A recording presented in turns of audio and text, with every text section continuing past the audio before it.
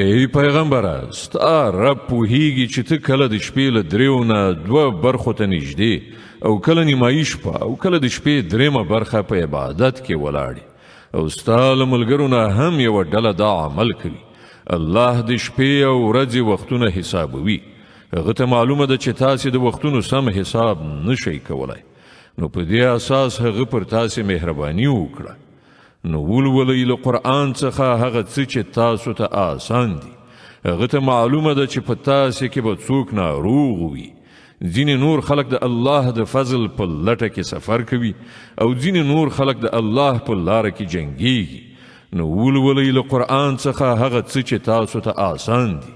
لمونځ ادا کړئ، زکات ورکړئ او الله ته پور ورکوئ، حسنه پور. کومه نیکي چې تاسې وړاندې د خپل ځان لپاره ولیږئ هغه به د الله په وړاندې موجوده ومومئ. هماغه ډیره ښه ده او د هغې اجر ډیر لوی دی. له الله نه بخښنه غواړئ، بېشکه الله ښه بخښونکی خورا مهربان دی.